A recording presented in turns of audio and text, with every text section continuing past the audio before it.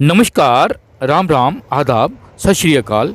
आज हम आपको मिलाने जा रहे हैं एक ऐसे औषधीय पौधे से जिसके पत्ते, जिसकी छाल, जिसके बीज सभी काम में लाए जाते हैं। तो आपको एक बचपन की बात बताएं। जब हम छोटे थे तो किसी फंक्शन में जाते थे, स्पेशली किसी बारात आदि में जाते थे, तो चावलों में पत्ते डाले होते थे। हम बड़े हैरान होते थे कि ये कैसे लोग हैं ये चावलों में पेड़ के पत्ते मिला देते हैं। लेकिन अब पता चला कि वो पत्ते जो हैं उनको तेज पत्तर बोलते हैं, और वो पत्ते जो हैं वो दालचीनी पौधे के पत्ते होते हैं। क्योंकि चावलों की नेचर जो है वो बात वाली और कफ वाली है, वायु पैदा करते हैं या कफ पैदा करते हैं। इसकी कफ और वायु वाली नेचर को कम करने के लिए ही इसमें ये तेज पत्ते मिलाए जाते थे, क्योंकि ये गर्म नेचर के होते हैं। तो आज हम जिस पौधे की बात आपसे करने जा रहे हैं उसका साइंटिफिक नेम है साइनामोमम जेलेनेसियम, और इसका इंग्लिश नेम है साइनामोन। संस्कृत में इसको गुड़ तबक या दारू सीता बोलते हैं। हिंदी में या पंजाबी में इसको दालचीनी बोलते हैं। फारसी में इसको दार चीनी, अरबी में इसको दार सीनी आदि बोलते हैं। पौधे की जो छाल होती है वो दालचीनी के नाम से जानी जाती है, और इस पौधे के जो पत्ते होते हैं उनको तेज़ पत्तर के नाम से जाना जाता है। ये दो तरह की पाई जाती है, एक पतली छाल वाली, एक मोटी छाल वाली।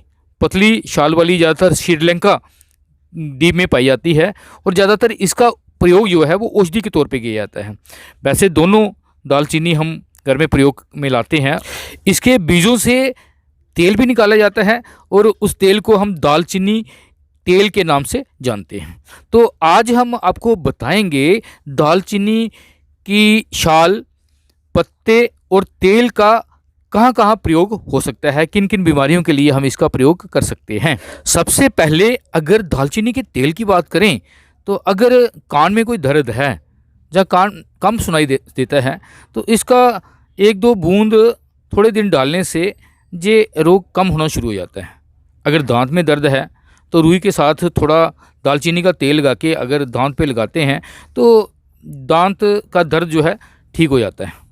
अगर सर्दी लगने के कारण आपको सर दर्द हो गया है तो दालचीनी का तेल जो है सर पे, ललाट पे मलने से ये सर दर्द कम हो जाता है। अगर जुकाम है तो जुकाम में भी आप दालचीनी का तेल जो है ये नाक के इर्द गिर्द लगाने से काफ़ी राहत मिलती है।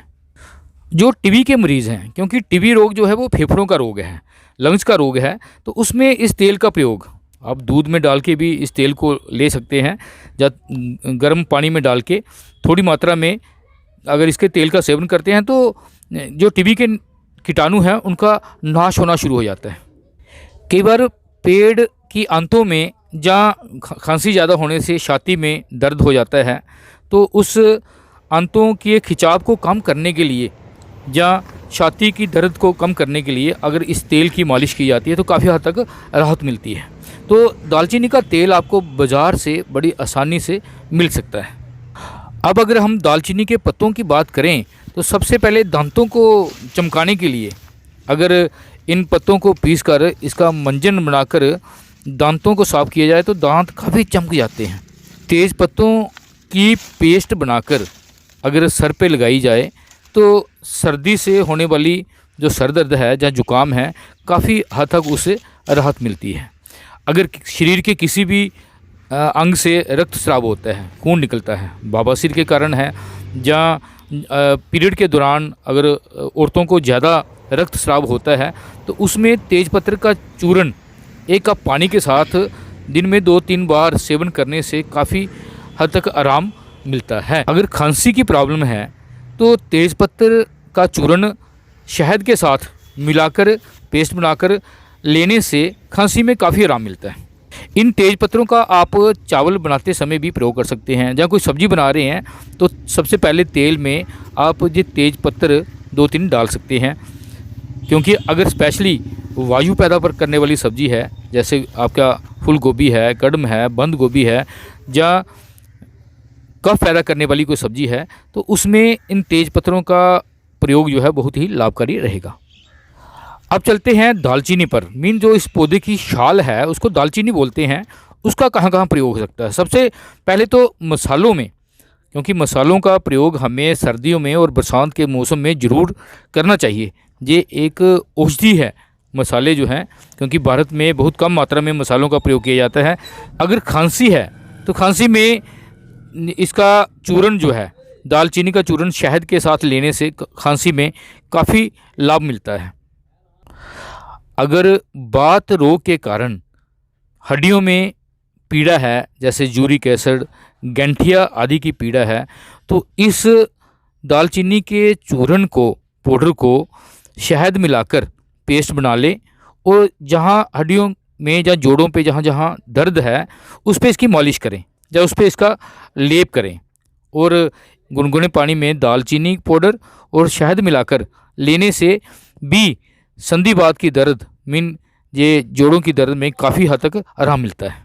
शरीर के किसी भी अंग से अगर खून निकलता हो, जैसे टीबी के मरीज़ हैं उनको फेफड़ों से खून निकलता है या पीरियड के दौरान जो है, तो इसका चूर्ण जो है, दालचीनी का चूर्ण या दालचीनी का काढ़ा बनाकर सुबह शाम लेने से इस ब्लीडिंग में काफ़ी फ़र्क पड़ता है।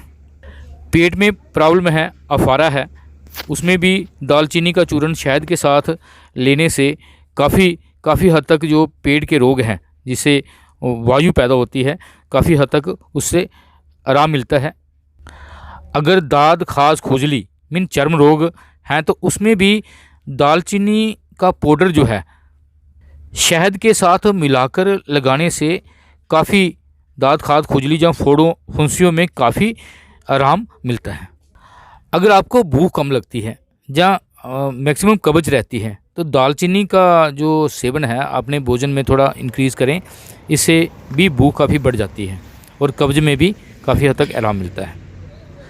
लेकिन दालचीनी का प्रयोग करते वक्त एक एहतियात बरतने की ज़रूरत है, क्योंकि 3 तरह के लोग होते हैं, बात वाले, पित्त वाले, कफ वाले। बात और कफ रोगों के लिए तो ये रामबाण औषधि है।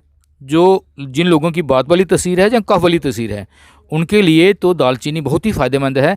लेकिन जो पित्त नेचर के लोग हैं, जिनकी गर्म तासीर है, उनको दालचीनी का प्रयोग थोड़ा एहतियात से करना चाहिए, क्योंकि अगर वो ज़्यादा सेवन दालचीनी का करते हैं तो उनके मुंह में छाले पड़ सकते हैं, लिवर में प्रॉब्लम हो सकती है। इस कारण पित्त वालों को इसका प्रयोग थोड़ा कम करना चाहिए। लेकिन अगर दालचीनी का प्रयोग करने से किसी प्रकार की हानि होती है, मुंह में छाले पड़ जाते हैं, लिवर में प्रॉब्लम आती है, भूख कम हो जाती है, तो इसका जो तोड़ है, मीन इसका जो एंटीडोट है, वो हमारा कतीरा गोंद जो है, कतीरे गोंद का या सफ़ेद चंदन का भी आप इसका प्रयोग कर सकते हैं, जिससे इसके साइड इफ़ेक्ट कम हो सकते हैं। तो कैसी लगी आज की वीडियो? लाइक, शेयर, सब्सक्राइब ज़रूर करें और ऐसी ही और वीडियो देखने के लिए बने रहें हमारे साथ। जय हिंद, जय भारत।